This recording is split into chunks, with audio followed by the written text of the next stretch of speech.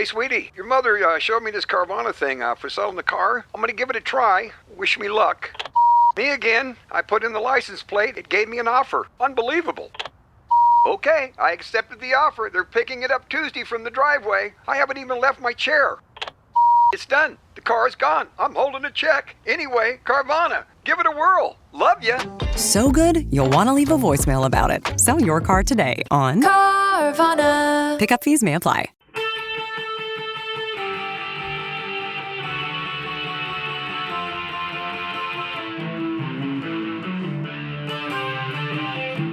This is the Daily Blast from the New Republic, produced and presented by the DSR Network. I'm your host, Greg Sargent.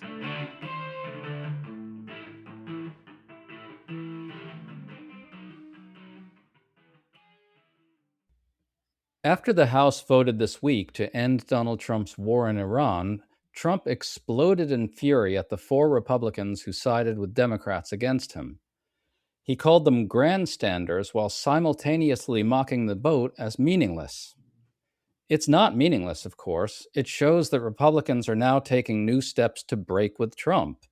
And importantly, it comes as the leaks are getting worse for him. We're learning more about his blundering incompetence from insiders, which is itself another sign of his ongoing weakening. So is there a path to forcing Trump to end this conflict? And what's likely to happen now in the war itself? We're talking about it all with Emily Horn, a former veteran of the State Department and National Security Council. Emily, good to have you back on. Thanks, Greg, for having me. So the House passed a bill Wednesday directing Trump to end the conflict, with 4 Republicans breaking ranks. The Senate could pass this, and because it's a certain type of resolution, it's not subject to a veto, but Trump can probably not follow it.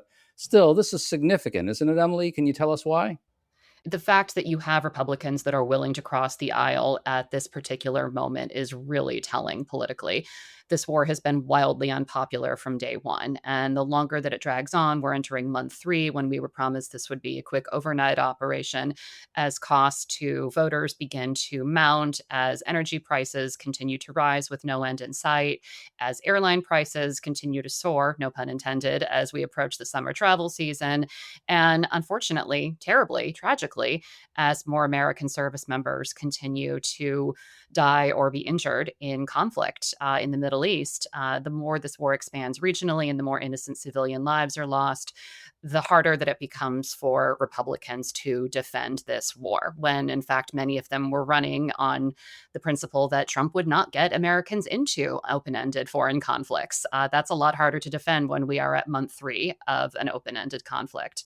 Trump exploded on Truth Social Thursday over this vote, raging that it's meaningless. He said it was passed by 4 bad Republicans and all of the Democrats. Trump also raged that this is happening, quote, right in the middle of my final negotiations to end the war with the Islamic Republic of Iran. Who would do such an unpatriotic thing, close quote. And he even raged that Republicans are grandstanders who should be ashamed of themselves. Emily, what's your reaction to that? This vote is not happening as a coincidence. This vote is happening now because the 90-day deadline for a war powers resolution has come and gone, and we are still in this war. And so, this has not exactly been a Congress that has taken its oath of office to both the letter and the spirit of the law, but it's nice to finally see some backbone and some acknowledgement that they do have a constitutional duty to do things like allow the president to declare war or not, that is a pretty important part of their oath, in fact. So while procedurally this may not change anything, politically, again, I think this is a really important moment. I think it's the worst of all worlds for Trump and Republicans in this way as well. Of the 4 Republicans who crossed over, only 2 of them are vulnerable this fall, which means all the other House Republicans who are top targets in the election were too frightened to distance themselves from Trump, and now they're on the hook for voting to continue the war, which means holding the House is going to be harder for Republicans because the war is just absolutely killing them. Republicans have done this to themselves, even as Trump has also been delivered a rebuke. It's just an all-around failure in every way for them, no? Look, we're 5 months out from the election. I'm certainly not making any predictions about what is going to happen in the midterms, but there's no question that this war is wildly unpopular across the political spectrum. And again, as costs continue to rise, as diplomacy continues to falter, and as the chaos continues to reign across the Middle East, not just in the Strait of Hormuz, with no end in sight, this is a war that is entirely of Trump's making. And going back even years and years ago to back to the first Trump administration, we had a diplomatic deal. He blew it up in 2018. He started us down this path a long time ago. And even then, he still had many chances to not wind up in this current situation. He still had multiple off ramps where diplomacy was still a realistic option. Every time he has had the opportunity to slow his roll or to make different choices about Iran in both of his administrations, he has always chosen the path of maximum conflict. So it's not surprising that we are here. It's not surprising that he's blaming other people for being here, but he is the only person who is responsible for this war at this moment. In fact, he was told repeatedly that what is happening now would happen. He was told it by many top people. And we're learning this because the leaking is getting worse for Trump. The New York Times now reports that the US government has been doing war games around Iran for years with tons and tons of military officials. The Times reports this, quote, over and over, participants say they concluded that Iran would respond to a major American attack by closing the Strait of Hormuz. Close quote. Trump just ignored it all. Emily, you've been in the belly of the national security beast in the past. In addition to how damning the facts are here, what does it mean that we're getting leaks like this? Well, so two things. When I was in government and I left in 2022, I participated in a lot of tabletop exercises and red teaming exercises to try to predict what would happen and should wars break out, should pandemics break out in the event of terrorist attacks, et cetera. And those were classified, so I can't talk about them in detail, but I can tell you that, I agree with everything that was said in the New York Times article that you referenced. None of what we are seeing right now is remotely surprising to me. And all of this has been predicted before, with the possible exception of drone technology has just advanced so much in the last several years. And that's an element that, anybody who was seriously watching what was happening in Ukraine could easily have predicted, and many did predict would be an important tool that we would see in future wars, including this one. That's been, national security circles, a topic of much discussion in the last several years. But to your question about what do these leaks mean, the leaking is wild right now. I think we're seeing, if I can be a little undiplomatic, a lot of ass covering right now. And a lot of people who are defending this war with their outside voice and then in their inside voice rushing to every reporter in their Rolodex to say, I swear I thought this was a terrible idea. I tried to tell him this was a terrible idea. When this is all said and done, don't blame me. I tried. To stay up to date on all the news that you need to know, there's no better place than right here on the DSR network. And there's no better way to enjoy the DSR network than by becoming a member. Members enjoy an ad-free listening experience, access to our Discord community, exclusive content, early episode access, and more. Use code DSR26 for a 25% off discount on sign up at thedsrnetwork.com. That's code DSR26 at thedsrnetwork.com/buy. Thank you and enjoy the show.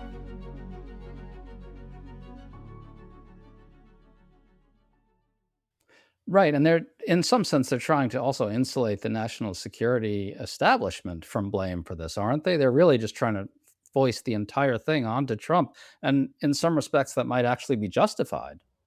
So there's a couple of things here that I think it's useful to parse out. Who actually gets the president's ear is always a real issue of power and access in any administration, but especially in this one. We all know that Trump is a president who, listens a lot to the last person who he talked to. And so whoever gets to talk to him, whoever shapes his opinion is often, just the person that he heard from most recently. And so I have no doubt that the national security workforce, who are civilian, who serve apolitically, who are military, who serve apolitically, are, doing what they always do. They're collecting the intelligence, they're preparing the assessments, they're preparing the battlefield scenarios and the plans, and they're bringing them up. The question is any of it getting through? And one of the things that's really clear is that Trump has weeded out anyone who who has access to him who is capable of telling him, sir, that's not a good idea, or sir, if you do that, here are the 5 bad things that could happen because of that. He does not want to hear it. And to survive in Trump's royal court, you have to be a yes man or a sycophant. There is no one who can speak truth to power left in this White House. The leaks get even worse than this, believe it or not. The Atlantic reports that Trump has told advisors repeatedly that he wants a deal that's bigger than Obama's 2015 Iran nuclear deal. Also, The Atlantic reports that Trump has become irritated by comparisons between his emerging framework and Obama's deal. According to officials, Trump repeatedly complained that his framework is being cast as weaker than Obama's. And then there's this real doozy. Trump wants, quote, a way to argue that Iran had accepted terms from him that Obama never managed to extract, close quote. Emily, is that how the process is supposed to be working here? So it's not surprising to me that he chafes at comparisons to the JCPOA, Obama's Iran deal. He has always resented the idea that Obama was able to do something that he could not, get this huge diplomatic deal over the finish line. And Trump is very spiteful. He's motivated by rage and enmity as much as he is anything else. And so he blew up the Iran deal in part because it wasn't his and he couldn't claim credit for it. And that sounds really simple, but sometimes with Trump, the simplest explanation is the truest one. And it was someone else's triumph, not his. And that meant that he resented it. It was not about what was objectively a good diplomatic deal or in the interests of American national security. That much was obvious. But because people don't like to believe that of our leader, we'd like to believe that we as American people are capable of electing someone with more sophisticated thinking than that. We invent all of these frameworks that, if we just did these 18 other things, or if you look at it through this realist lens or whatever. No, sometimes the simplest explanation is the truest one. And with Trump, we've just had to learn that lesson over and over and over again. But what's wild to me about this latest Atlantic article is, it's fairly common knowledge. You don't have to be a national security expert to know that Trump resented Obama's Iran deal. What's wild to me is that they found so many sources within the Trump administration to say that to a bunch of Atlantic reporters for attribution, that people are talking about this with their outside voices now. And that says to me that there's a real consternation and frustration within the administration with the way that things are going. And people are thinking about lifeboats for after this is all over. Like, how are they going to look when whenever is going to happen has happened? And they want to preserve their access. They want to preserve their Washington clout and their reputations. That's a big part of what's happening here with these leaks. Is there a way for Trump to get a better deal, extract a better deal from Iran than Obama got? It seems to me that it's fundamental to the situation that it actually isn't possible. And what I really question is whether he is capable of grasping that fundamental aspect of the situation or not. What do you think? So I think 2 things. One, I think it is highly unlikely, if probably impossible, that he would get a better deal than the JCPOA, because the situation is so much more complicated now than it was in 2015 or 2018, whatever endpoint you want to assign to when the JCPOA was concluded. The knowledge that the Iranians have about how to use the Strait of Hormuz for leverage is something that they can't unlearn. And the New York Times piece that you mentioned earlier pointed out that in 2011, when Obama communicated privately to the Iranian regime that that Hormuz was a red line for him, the understanding that the regime had was that they would be an existential risk, that essentially the Obama administration would take out the regime were Iran to control this or close the Strait of Hormuz, the way that it is essentially doing now.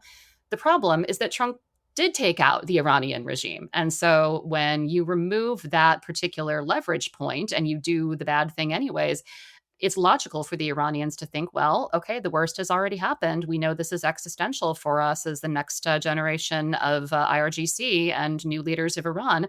So why would we gamble away what leverage we have right now? Why would we cede that? People operate logically within the situations and frameworks in which they find themselves. That is a logical position for the regime to take at this stage. And it is hard to imagine how Steve Witkoff and Jared Kushner are going to get them to trade away that leverage that is now squarely in their court, especially at a moment where, again, I cannot stress enough, this war is spectacularly unpopular and a real political albatross around Trump's neck. And by the way, just to link this back to the topic we were talking about before, the more Republicans turn against Trump, the more congressional votes go against him, the more the Iranians say to themselves, aha, the midterms are approaching, aha, it's getting a lot harder for Republicans to stick with this. And so he's almost caught in this kind of loop, right? This kind of Gordian knot of a situation where the more time that passes and the more he loses the support of Republicans on this, the more likely it is that Iranians will hold out and not give him what he wants. Exactly. And look, the IRGC plays the long game. They are watching American politics and realizing that, this could end for Trump in 5 months. This could end for Trump in 2.5 years. But at one way or the other, it will end. And again, this is existential for the IRGC. We are talking about people who are only in power because their family members have been killed with Israeli and American missile strikes. We are talking about people who have staked their entire lives and entire reason for being on the outcome of this war. Those are not the stakes for Donald Trump, and everyone involved knows it. So, if Donald Trump's primary goal in life is to emerge from this with something that he can call better than Obama's, stronger than Obama's, bigger than Obama's, if his primary goal in life is to emerge with something that he can call a world historical triumph, something that the people on the television will hail as better than Obama's, how do we get out of this? It's a great question. And some in different contexts, some partners and allies have figured out how to do things like rebrand economic deals that are already going to happen, or previously concluded agreements that they paint over in fake gold leaf, and they call it a Trump economic incentive or something, and the marketing carries the day, and you're able to move on. That's not really possible with a war, and that's not really possible in this situation. So it is hard to imagine how this ends and who is going to give on the branding and the marketing, for lack of a better term, because you're right. At the end of the day, I think that's what he actually cares about. He certainly cares about getting credit for a win more than he cares about what Americans are paying for gas, or how many American soldiers have died, or how many civilians across the Middle East are living under rocket and missile and drone attacks every day, or for that matter, how American troops are going through munitions at an insane clip and depleting our stocks as we're thinking about, or should be thinking about, the wars of the future. He doesn't care about any of that. What he cares about is his headlines. Right. And just to put a finer point on it, not only does he want to win, he wants to be able to look at his TV and see people on the TV saying that he succeeded where Obama failed, saying that he did something bigger and better and more world historical than Obama did. Greg, it sounds like you're suggesting that we just need to create a closed circuit broadcast with, a feed that only he will see, that will, have Brett Baer talking about this as a huge win. And then maybe everyone else can just get back to, not normal life, because there is no going back, but maybe to, not an active war dragging into its 4th, 5th, or 6th month. Emily, I think really that might be the only way we get out of this thing. Folks, if you enjoyed this conversation, make sure to check out Emily Horn's Substack. It's called Spin Class. Emily, always awesome to talk to you. Thanks so much for coming on. Thanks, Greg.